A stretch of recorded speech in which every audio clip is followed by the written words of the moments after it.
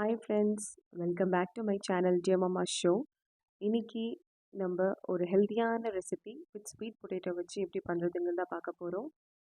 இதுக்கு ரொம்ப குறைஞ்ச இன்க்ரீடியன்ட்ஸ் ப்ளஸ் மெத்தடும் ரொம்ப சிம்பிள். ஸோ மறக்காமல் வீடியோவை கடைசி வரைக்கும் பாருங்கள். ஸோ வீடியோ போகிறதுக்கு முன்னாடி நம்ம சேனலுக்கு நீங்கள் ஃபஸ்ட் டைம் வரீங்கன்னா மறக்காமல் சப்ஸ்கிரைப் பண்ணிக்கோங்க, கூட இருக்க பெல் ஐக்கானை ப்ரெஸ் பண்ணிக்கோங்க. ஓகே வாங்க கைஸ். ஸோ ஃபஸ்ட் இந்த ரெசிபி செய்யறதுக்கு நம்ம ஸ்வீட் பொட்டேட்டோவை நல்லா பாயில் பண்ணிடணும். பாயில் பண்ணி மேஷ் பண்ணி எடுத்துக்கணும். ஸோ அதுக்கு நீங்கள் ஒரு பேன் எடுத்துக்கலாம், இல்லை ப்ரெஷர் குக்கர் யூஸ் பண்ணலாம்.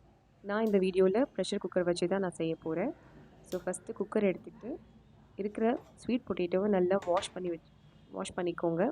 வாஷ் பண்ண பிறகு அதை 2 பீசஸாக கட் பண்ணி தேவையான அளவு தண்ணி ஊற்றி குக்கரில் போட்டு லிட்டை போட்டு க்ளோஸ் பண்ணி ஒரு விசில் மட்டும் விடுங்க.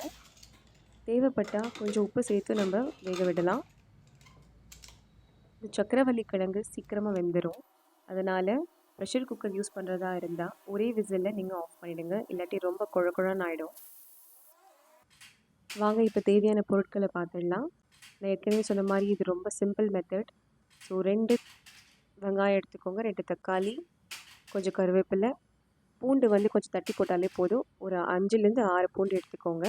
அதுக்கப்புறம் தாளிப்புக்கு தேவையான கடுகு, சீரகம், எள், கொஞ்சம் உப்பு, மஞ்சத்தூள், அதுக்கப்புறம் காரப்பொடி. இவ்வளோ தாங்க ரெசிபி. அப்புறம் கடைசியாக கொஞ்சம் கொத்தமல்லி இலை.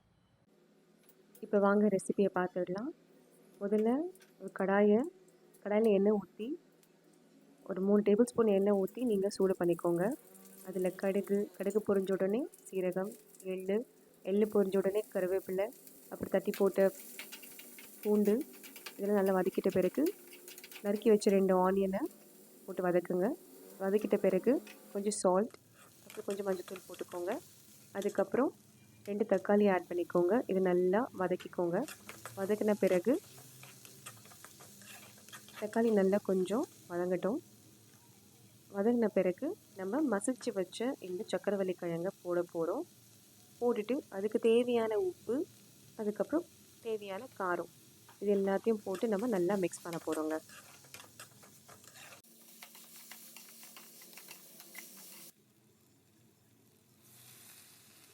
நீங்கள் ட்ரையாகவும் இதை அப்படியே சாப்பிடலாம், நல்லாயிருக்கும்.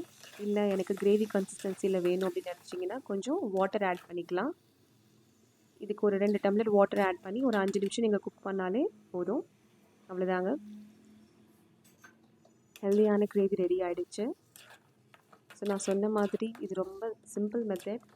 உங்களுக்கு மேக்ஸிமம் 10 to 15 மினிட்ஸ் தான் டைம் எடுக்கும் இந்த கிரேவி ரெடி பண்ண. ஸோ மறக்காமல் செஞ்சு பாருங்கள். கடைசியாக கொஞ்சம் கொத்தமல்லி இலை போட்டு இறக்கிடலாம். அவ்வளோதாங்க, ரெடி. இதை நீங்கள் சப்பாத்திக்கு இல்லை பூரிக்கு வச்சு நீங்கள் சாப்பிட்டிங்கன்னா செம்ம சூப்பராக இருக்கும். உங்களுக்கு இந்த வீடியோ கண்டிப்பாக பிடிச்சிருக்குன்னு நம்புகிறேன். இதே போல் நிறைய ஹெல்தி அண்ட் ஈஸி ரெசிபிக்கு நம்ம சேனலை சப்ஸ்கிரைப் பண்ணி வச்சுக்கோங்க. லைக் பண்ணுங்கள், கீழே கமெண்ட் பண்ணுங்கள், உங்கள் ஃப்ரெண்ட்ஸ் கூட இந்த ஹெல்தி ரெசிபியை ஷேர் பண்ணுங்கள்.